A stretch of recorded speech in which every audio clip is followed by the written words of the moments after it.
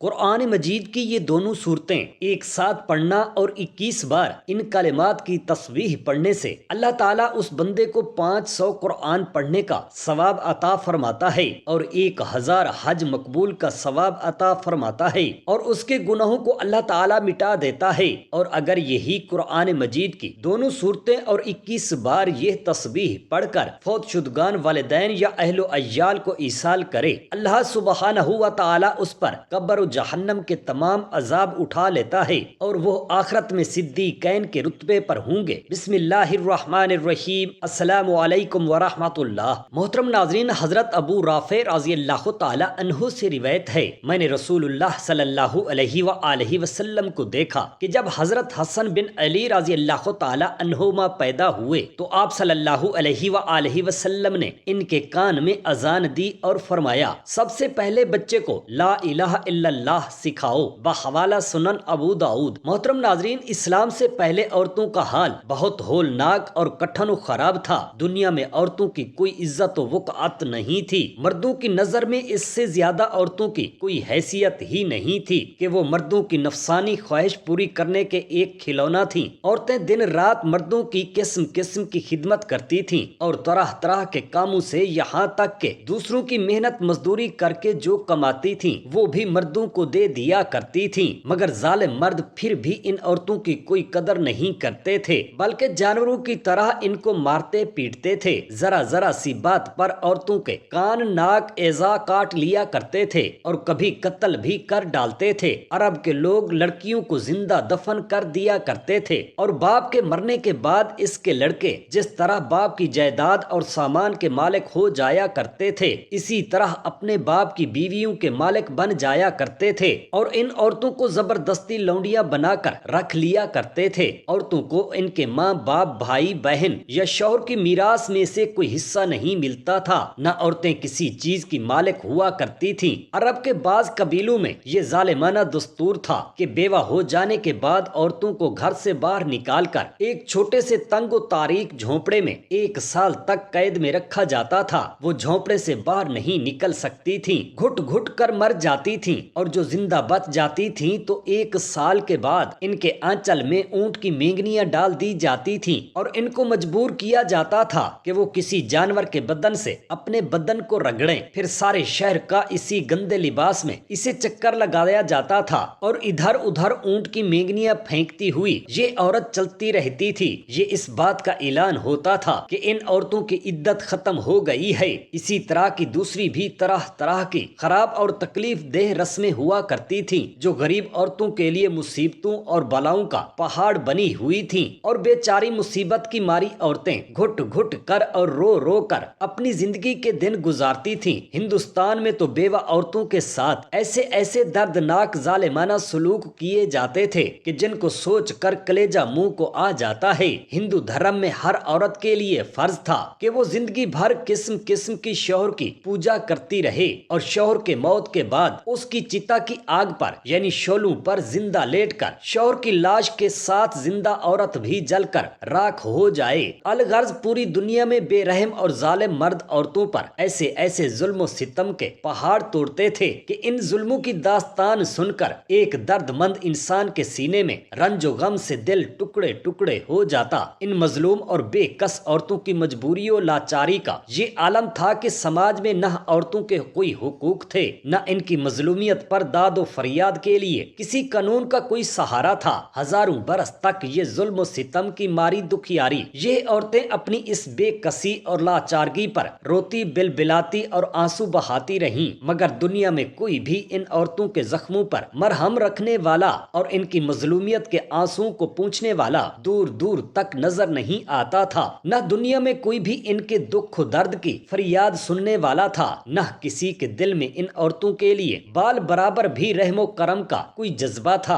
عورتوں کے اس حال زار پر انسانیت رنج و غم سے بے چین اور بے قرار تھی، مگر اس کے لیے اس کے سوا کوئی چارہ کار نہیں تھا کہ وہ رحمت خداوندی کا انتظار کرے اور ارحم الراحمین غیب سے کوئی ایسا سامان پیدا فرما دے کہ اچانک ساری دنیا میں ایک انوکھا انقلاب نمودار ہو جائے اور لاچار عورتوں کا سارا دکھ و درد دور ہو کر بیڑا پار ہو جائے۔ چنانچہ رحمت کا آفتاب آفتاب جب طلوع ہو گیا تو ساری دنیا نے اچانک یہ محسوس کیا کہ جب ہمارے پیارے آقا کریم صلی اللہ علیہ وآلہ وسلم خدا تعالی کی طرف سے دین اسلام لے کر تشریف لائے تو دنیا بھر کی ستائی ہوئی عورتوں کی قسمت کا ستارہ چمک اٹھا اور اسلام کی بدولت ظالم مردوں کے ظلم و ستم سے کچلی اور روندی جانے والی عورتوں کا درجہ اس قدر بلند و بالا ہو گیا کہ عبادات و معاملات بلکہ زندگی اور موت کے ہر مرحلہ اور ہر موڑ پر عورتیں مردوں کے دوش بدوش کھڑی ہو گئیں اور مردوں کی برابری کے درجہ پر پہنچ گئیں۔ مردوں کی طرح عورتوں کے بھی حقوق مقرر ہو گئے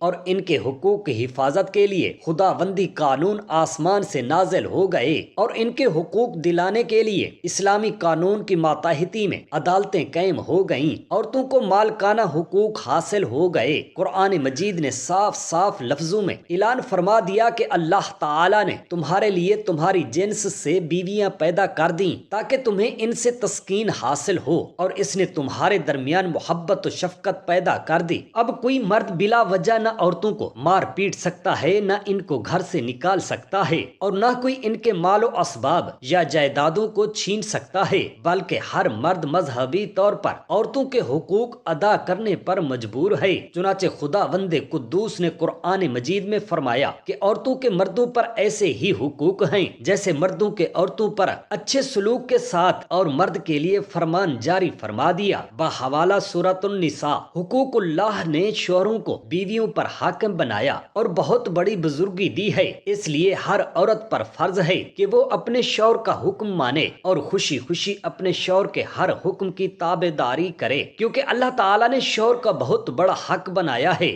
یاد رکھو کہ اپنے شوہر کو راضی و خوش رکھنا بہت بڑی عبادت ہے، اور شوہر کو ناخوش اور ناراض رکھنا بہت بڑا گناہ ہے۔ رسول اللہ صلی اللہ علیہ وآلہ وسلم نے فرمایا کہ اگر میں خدا تعالیٰ کے سوا کسی دوسرے کے لیے سجدہ کرنے کا حکم دیتا تو میں عورتوں کو حکم دیتا کہ وہ اپنے شوہروں کو سجدہ تعظیمی کیا کریں، اور رسول اللہ صلی اللہ علیہ وآلہ وسلم نے یہ بھی حکم فرمایا ہے کہ جس عورت کی موت ایسی حالت میں آئے کہ مرتے وقت اس کا شوہر اس سے خوش ہو، وہ عورت جنت میں جائے گی، اور یہ بھی فرمایا کہ جب کوئی مرد اپنی بیوی کو کسی کام کے لیے بلائے تو وہ عورت اگرچہ چولہے کے پاس بیٹھی ہو، اس پر لازم ہے کہ وہ اٹھ کر شوہر کے پاس چلی آئے۔ حدیث مبارکہ کا مطلب یہ ہے کہ عورت چاہے کتنی بھی ضروری کام میں مشغول ہو، مگر شوہر کے بلانے پر سب کاموں کو چھوڑ کر شوہر کی خدمت میں حاضر ہو جائے۔ اور رسول کریم صلی اللہ علیہ وآلہ وسلم نے عورتوں کو یہ بھی حکم فرمایا کہ اگر شوہر اپنی عورت کو یہ حکم دے کہ پیلے رنگ کے پہاڑ کو کالے رنگ کا بنا دے اور کالے رنگ کے پہاڑ کو سفید بنا دے تو عورت کو اپنے شوہر کا یہ حکم بھی بجا لانا چاہیے۔ حدیث مبارک کا مطلب یہ ہے کہ مشکل سے مشکل اور دشوار سے دشوار کام کا اگر شوہر حکم دے تو کبھی بھی عورت کو شوہر کی نافرمانی نہیں کرنی چاہیے، بلکہ اس کے ہر حکم کی فرما برداری کے لیے اپنی طاقت بھر کمر بستہ رہنا چاہیے۔ اور نبی کریم صلی اللہ علیہ وآلہ وسلم کا یہ بھی فرمان مبارک ہے کہ شوہر بیوی کو اپنے بچھونے پر بلائے اور عورت آنے سے انکار کر دے اور اس کا شوہر اس بات سے ناراض ہو کر سو جائے تو رات بھر خدا تعالی کے فرشتے اس عورت پر لعنت کرتے رہتے ہیں۔ عورت بغیر اپنے شوہر کی اجازت کے گھر سے باہر کہیں نہ جائے، نہ اپنے رشتہ داروں کے گھر، نہ کسی دوسرے کے گھر۔ شوہر کی غیر موجودگی میں عورت پر فرض ہے کہ شوہر کے مکان اور مال و سامان کی حفاظت کرے، اور بغیر شوہر کی اجازت کسی کو بھی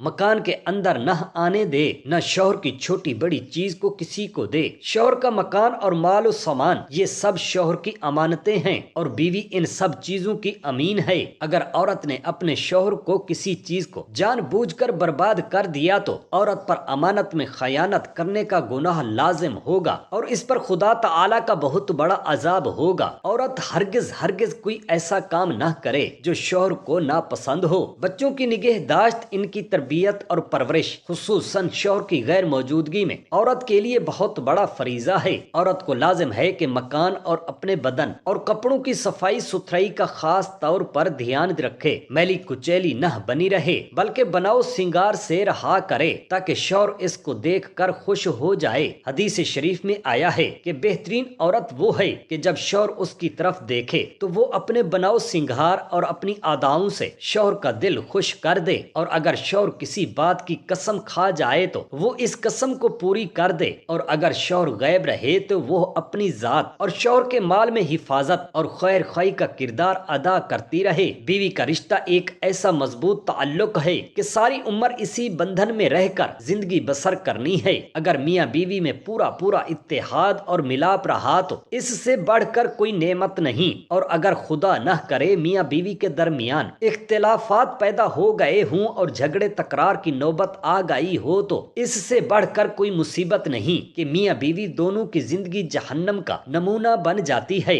اور دونوں عمر بھر گھٹن اور جلن کی آگ میں جلتے رہتے ہیں۔ اس زمانے میں میاں بیوی کے جھگڑوں کا فساد اس قدر زیادہ پھیل گیا ہے کہ ہزاروں مرد اور ہزاروں عورتیں اس بلا میں گرفتار ہیں، اور مسلمانوں کے ہزاروں گھر اس اختلافات کی آگ میں جل رہے ہیں۔ اگر مسلمان مرد و عورت ان احادیث مبارکہ پر عمل کریں تو ان کے گھر جنت بن جائیں گے، جیسا کہ رسول پاک صلی اللہ علیہ وآلہ وسلم نے فرمایا، ہر عورت شوہر کے گھر میں قدم رکھتے ہی اپنے اوپر یہ لازم کر لے وہ ہر وقت اور ہر حال میں اپنے شوہر کا دل اپنے ہاتھ میں لیے رہے اور اس کے اشاروں پر چلتی رہے۔ فرمایا، اگر شوہر حکم دے کہ دن بھر دھوپ میں کھڑی رہو یا رات بھر جاگتی ہوئی مجھے پنکھا جھلتی رہو، تو عورت کے لیے دنیا و آخرت کی بھلائی اسی میں ہے کہ تھوڑی تکلیف اٹھا کر اور صبر کر کے اس حکم پر بھی عمل کرے، اور کسی وقت اور کسی حال میں بھی شوہر کے حکم کی نافرمانی نہ کرے۔ ہر عورت کو چاہیے کہ وہ اپنے شوہر کے مزاج کو پہچان لے اور بغور دیکھتی رہے کہ اس کے شوہر کو کیا کیا چیزیں اور کون کون سی باتیں ناپسند ہیں، اور وہ کن کن باتوں سے خوش ہوتا ہے اور وہ کون کون سی باتوں سے ناراض ہوتا ہے۔ اٹھنے بیٹھنے، سونے جاگنے، پہننے اوڑھنے اور بات چیت میں اس کی عادت اور اس کا ذوق کیسا ہے، خوب اچھی طرح شوہر کا مزاج پہچان لینے کے بعد عورت کو لازم ہے کہ وہ ہر کام شوہر کے مزاج کے مطابق کرے،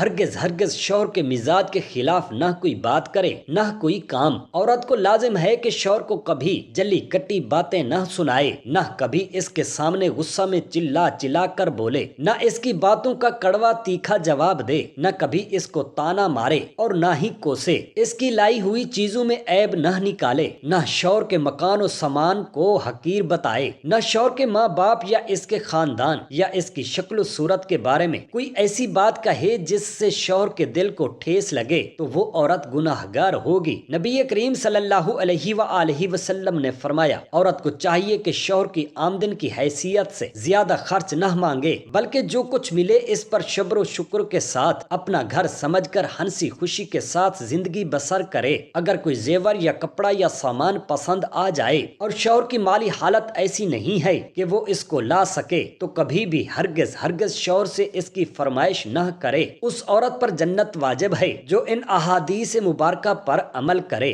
نبی کریم صلی اللہ علیہ وآلہ وسلم نے فرمایا، جب کوئی عورت پانچوں وقت کی نماز پڑھے، رمضان کے روزے رکھے، اپنی عفت و پاک دامنی کی حفاظت کرے اور اپنے شوہر کی اطاعت کرے تو اس سے کہا جائے گا جنت کے جس دروازے سے جانا چاہے داخل ہو جائے۔ نبی پاک صاحب لولاک صلی اللہ علیہ وآلہ وسلم نے فرمایا، اگر عورت اس حال میں مرے کہ اس کا شوہر اس سے راضی ہو تو وہ سیدھی جنت میں داخل ہوگی۔ نبی کریم صلی اللہ علیہ وآلہ وسلم نے فرمایا، جو عورت اپنے شوہر کی کسی ایذا پر صبر کرے یعنی تکلیف پر تو اللہ تعالیٰ اس کو حضرت آسیہ فرعون کی بیوی اور حضرت مریم کے برابر ثواب عطا فرمائے گا۔ علماء کرام اور بزرگان دین نے فرمایا ہے، قرآن پاک کی سورہ یاسین پڑھنا اور سورہ کوثر پڑھنا اور 21 بار لا الہ الا اللہ محمد الرسول اللہ پڑھنا اللہ تعالیٰ اس کو 500 قرآن پاک پڑھنے کا ثواب عطا فرماتا ہے اور 1000 حج کا ثواب عطا فرماتا ہے، اور اس کے گناہوں کو اللہ تعالیٰ مٹا دیتا ہے۔ اور اگر یہی قرآن مجید کی دونوں صورتیں اور 21 بار لا الہ الا اللہ محمد الرسول اللہ پڑھ کر فوت شدگان والدین یا اہل و عیال کو ایصال کرے، اللہ سبحانہ و تعالیٰ اس پر قبر و جہنم کے تمام عذاب اٹھا لیتا ہے اور وہ آخرت میں صدیقین کے رتبے پر ہوں گے۔ حضرت اسماء بنت یزید رضی اللہ تعالی عنہا نبی کریم صلی اللہ علیہ وآلہ وسلم کی خدمت اقدس میں حاضر ہوئیں اور عرض کیا، یا رسول اللہ صلی اللہ علیہ وسلم، مرد ہم سے ثواب میں سبقت لے گئے، وہ جہاد کرتے ہیں اور ہمیں یہ موقع نہیں ملتا، وہ جنازہ پڑھتے ہیں ہم نہیں پڑھتی، مرد تو عید الفطر اور عید الاضحیٰ ادا کرتے ہیں ہم نہیں، تو کیا ہمارے لیے بھی کوئی ایسا عمل ہے جس سے ہمیں ان کے برابر اجر مل سکے؟ تو نبی کریم صلی اللہ علیہ وآلہ وسلم نے فرمایا، جو عورت اپنے شوہر کی اطاعت کرے، اس کے حقوق ادا کرے اور اپنے گھر کی ذمہ داری سنبھالے تو وہ بھی اجر و ثواب میں مجاہدین کے برابر ہوگی۔ سبحان اللہ۔ بحوالہ مسند احمد اور طبرانی۔ اللہ پاک سے دست ادب دعا کرتے ہیں ہم تمام مسلمان بہن بھائیوں کو ایک دوسرے کے ساتھ حسن سلوک و پیار و محبت کرنے والا بنا دے، اور نبی پاک صاحب لولاک صلی اللہ علیہ وآلہ وسلم پر کثرت سے درود پاک پڑھنے والا بنا دے، آمین یا رب العالمین۔ جزاک اللہ خیرا کثیرا۔